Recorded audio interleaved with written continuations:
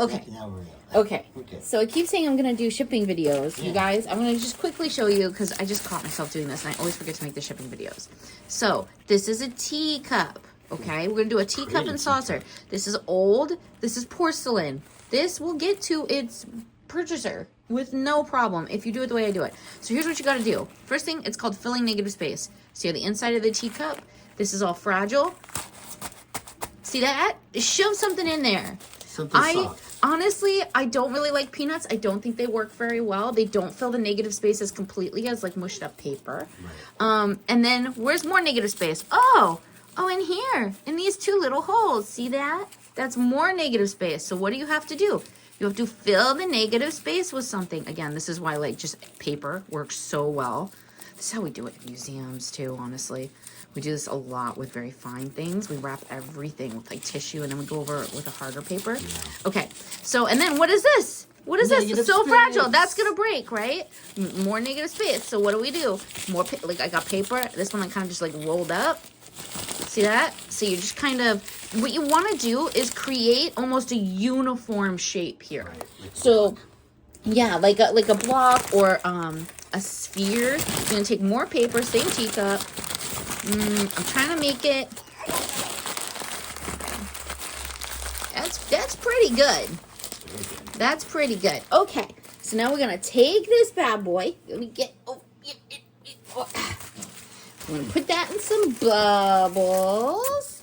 Now, why do I like doing bubbles like this? Because yes, the bubbles go bubble side out. That's how they're engineered to work, you guys. I'm not wrong on this. The amount of stuff with the flat side facing out, they're engineered to pop when they hit pressure points. And that means they have to be facing outwards or they don't pop. And then the item gets broken because then all the pressure goes across the entire surface area. So you want the bubbles facing out. That's how bubbles are made to work. Okay. Then I always do it at a diagonal because mathematically it saves you on materials, but also when you start overlapping for the majority of items, I find you get a nice like overlap area. So now that's almost like double wrapped where that side is because it has so much overlap.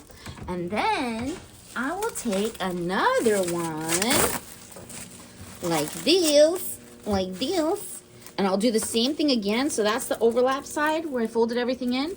Now I'm going to flip that over.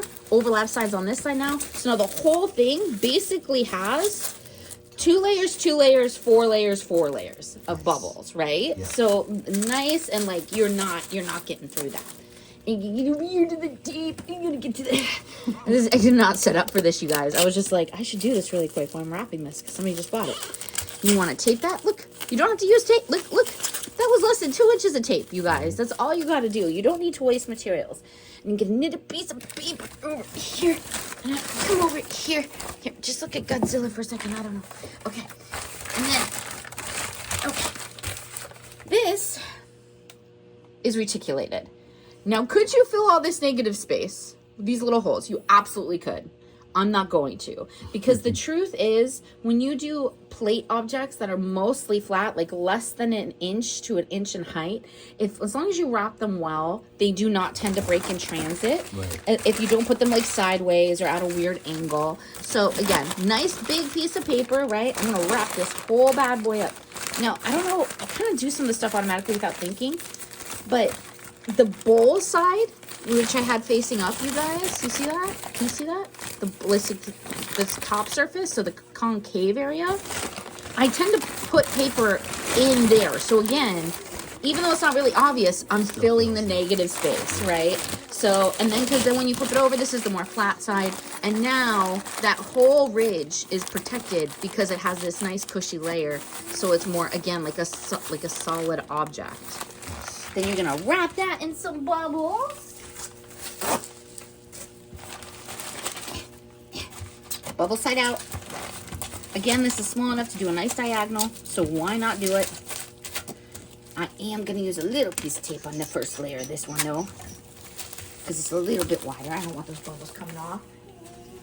Yeah, and then don't mind me, I'm talking to a very small child while I'm making this video. You guys, I'm not patronizing you, I promise. So, I know, you're so cute. That's the Monster High Doll collection. Okay, so now, again, we have 4 layers of bubble, top and bottom.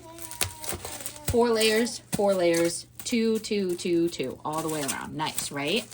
And then we get a nice box, and we're going to tape up this box. Let me show you how to tape up this box, because apparently there's people who do not know how to tape boxes correctly. You know how I know this? One, Amazon uses cheap, horrible tape and does not know how to tape boxes correctly. I know they don't. It's crazy. Also, you guys, if you have reusable boxes, use a reusable box. Don't use a new one like I'm using right now. I didn't happen to have any 6x6s that had come in the mail recently. You guys, I ran out of tape, so I grabbed some more tape. Also, by the way, I would not suggest using this. Like, yes, get heavy duty or Scotch brand or whatever you want. That's fine. But don't use these little tape dispensers. This is not my regular shipping area. I don't know. It's okay. It's okay.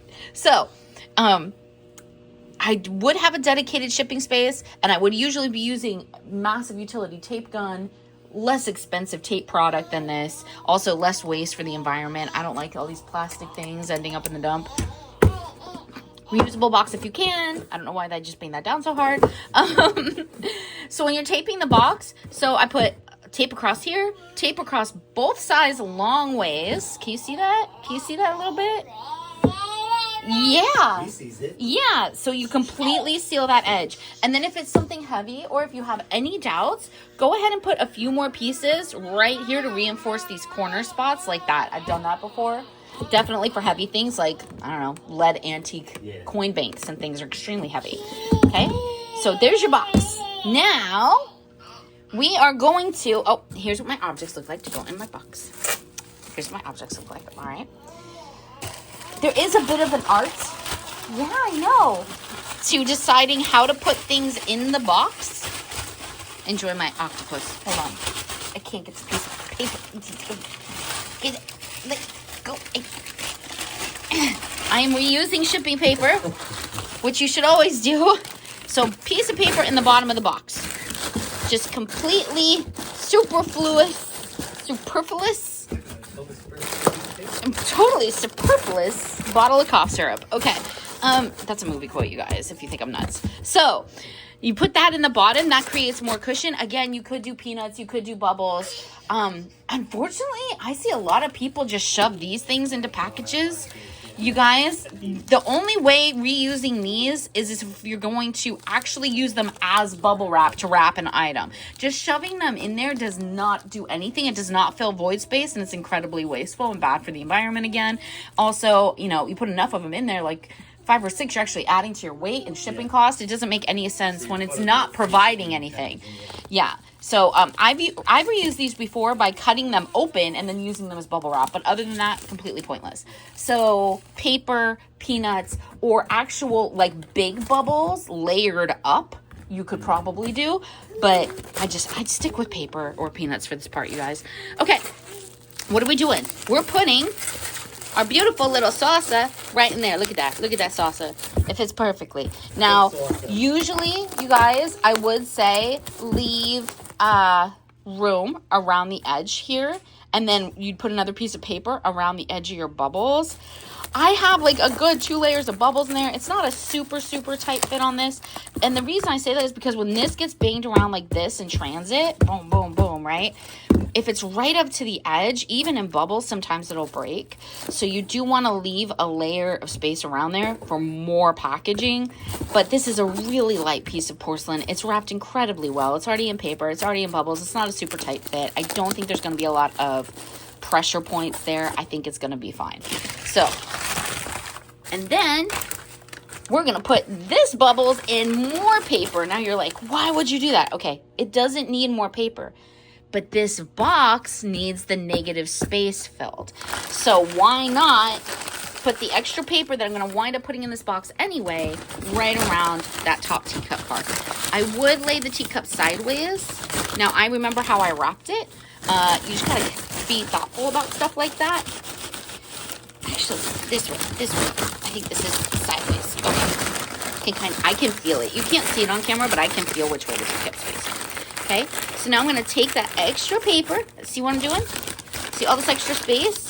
I'm going to fill all that extra space around the edge. Just like that. Ooh, it's so nice. Isn't that nice? Yes, it is.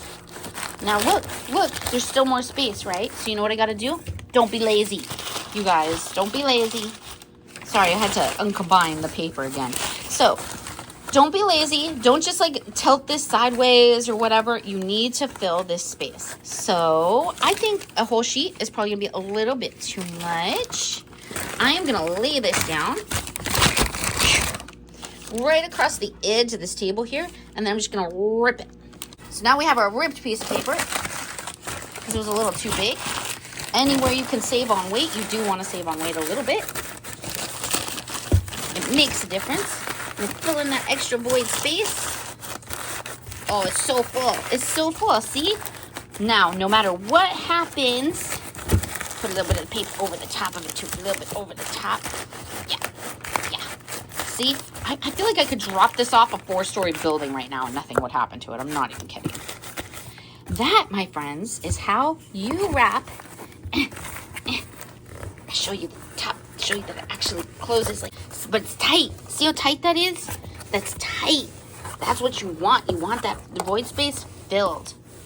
That is how you wrap a porcelain teacup.